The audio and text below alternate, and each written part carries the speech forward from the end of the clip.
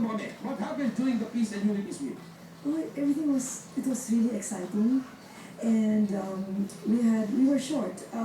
We're still not putting together the list of those who signed up after they swam, and we were trying to break the record, excuse me, of Italy, which is 5,028 swimmers. So we were trying to put together 5,029 or more swimmers at the Diliman Preparatory School Commonwealth Avenue swimming pool.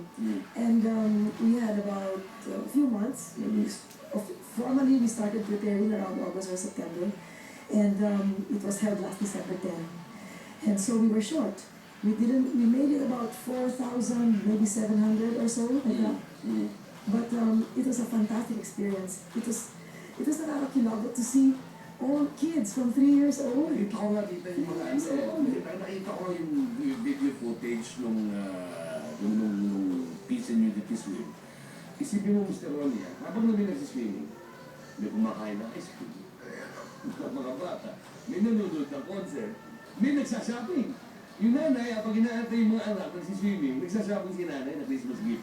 Di ba saya? It was like a school fair. It was like a school fair. Of Chris, I understand. Yes, Josh. Josh, actually. Yeah, we really thank him for swimming, because it was really an effort of everyone, swimmers and non-swimmers alike. Yeah. The MAAP, Maritime Academy of Asia and the Pacific, under Admiral Ed Santos, he sent his cadets. General Montele from the police sent also the policemen. And there were taxi drivers too. Taxi drivers, we had tricycle drivers. We had students who were holding up little cardboard signs because there was traffic in front of the school. And so they were saying, bumaba na kayo, mag-swimming na kayo. So they were swimming in their denim pants. Some were swimming in jockey shorts.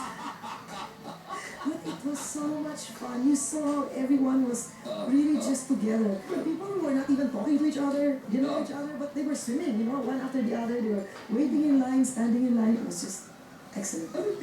Pwede po bang habang hindi pa torno ko, pwede ba ako mag-practice laps? Pwede ba ginagawa ko nila? Pwede. One at a time lang. That's why quite a number didn't finish. Because of their enthusiasm to swim, they were not really swimmers. Hindi naman sila taga-manlalangoy. Ang ginawa nila, pumila sila, nag-shower sila, nagpalista sila, tapos pag-dive, hindi na sila makaswim kasi hindi talaga marunong lumangoy. But it was so nice. We had little kids, 3 years old. There was a little boy. His name was Shamu. Shamu the Whale? Yes. He's the son of maybe he's a major lion of the armed forces, and he had a little boy. And he said, hey, this little boy swims like a whale. And the mother told me, oh, Senator, his name is Shamu. So if they're listening today, I hope they can come back and just keep swimming, because the child really loves to swim. Senator, itong bagong advocacy nyo na kayo po ay again involved in the world of sports. Ang sports po ay hindi naman alien po sa inyo. Pero ang aming gusto itanong sa inyo ngayon ay bakit po ngayon may mga bagay-bagay na inyong gustong baguhin sa larangan ng paglalangoy? Meron na isang nagtanong sa amin nung height of the Peace and Unity Swim last December 10. Sabi, bakit hindi nagsuswim si Mark Joseph na presidente ng Philippine Swimming Philippine Amateur Swimming? Akala ko ba kayo po ay nagkaroon ng pag-uusap at sa aking pagkakaalam ay sinabi po na sa inyo na sila po ay lalaro at pwede pong sumama at lumapit din ang lahat ng mga nasa ilalim ng Philippine Aquatic Sports Association. Yun po akala namin. So nung tinanong ako, sabi ko hindi niya pinaswim yung mga swimmers ng PASA. They call them PASA, no? And it's not true, because I saw TJ Manotok that night in Diliman Prep School. Sabi ni TJ, why did you not invite Mr. Joseph? I said, we invited him to swim, to be the first swimmer. Kasi syempre malinis pa yung tubig at that time. Sabi ko, he can be the first swimmer. because I have already committed to be the last. Yeah. And the water was already medyo not so good. Okay. At the time, no? After almost 5,000 swimmers. Swimmers. Tapos, nagtatawagan na yung mga coaches. And then our executive director, Mrs. Lisette Ventura, she used to be the principal of Sambeda High School. Yeah. Yeah. So she called one of the coaches, I think, of Sambeda, and she even called one of the priests. And they said, oh, there is another event that's happening on that same day. And then another coach called and said, oh, we cannot swim. Another parent said, we cannot swim. I said, why? Oh, because Mr. Joseph, our children, we're afraid that our children, or even the coach himself, can get suspended if they join a non-PASA event. So I was a little surprised, but then that's already all water under the bridge, because the point is, they were not encouraging, or Mr. Joseph did not really encourage the kids to swim, but Mr. Richie Garcia, who's the president of the chairman of the Philippine Sports Commission, he sent us a beautiful, encouraging letter and support, and he asked all the NSAs. His secretary Blessy wrote to all the NSAs and informed them to please come and swim.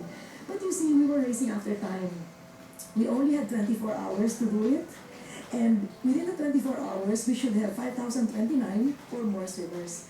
So all the policemen, all the baker, the shoemaker, the candlestick maker, the students, little kids, old persons, disabled, everybody that would come to swim, will never swim as fast as real competitive swimmers, Right. So, like, I think it took me 16 seconds or something. For them, it would be about Maybe 6. 9, even less than 8, 7, 6, yeah, of course, right? So we were pressed for time. But that's all water under the bridge. Then, nung nagkakausapan na, lumabas na yung mga issues tungkol kay Mr. Joseph. And then, so sabi ko, una-una hindi ko alam yan. So I asked the PSC people, etc., etc. Then it started coming out.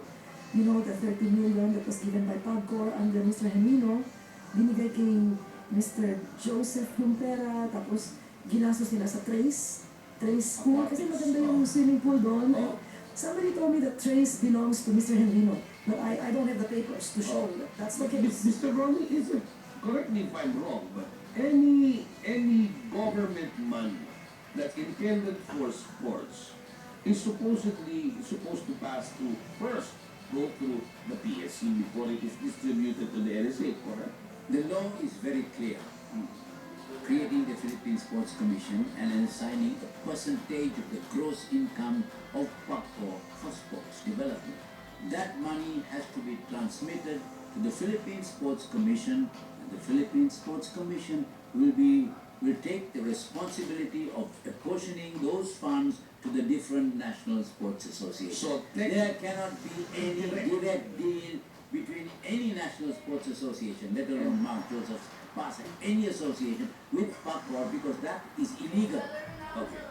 That's an illegal disbursement. And so many things happen during those days that one doesn't really have to paint a picture of how these things happen. But everybody in this country knows what was going on.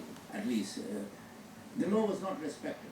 The law was not followed in this kind of disbursement, because there are a lot of stories. I don't want to get into that, but the fact remains it was illegal. Okay. Actually, what caught our attention was, there's the baseball, for example. And I remember I was in Scoop Kamayan once, and the girls' baseball team was supposed the Blue Girls was supposed to leave for a tournament. Yes, right? they were not able to. And no, I think they did. But the day before they left, they didn't even have allowances, they didn't even have anything. And then when they went, they were supposed to go, I think, to Kalamazoo in Michigan, and then they were so underfunded. So it got into my mind, bakit yung swimming nakakakuha ng 30 million sa PAGCOR?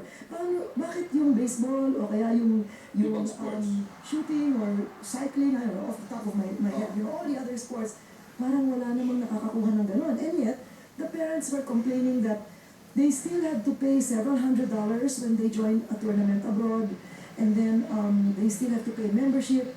And the strangest thing was that at the Limang Preparatory School, we built 3 pools because we wanted to develop swimmers from preschool. No.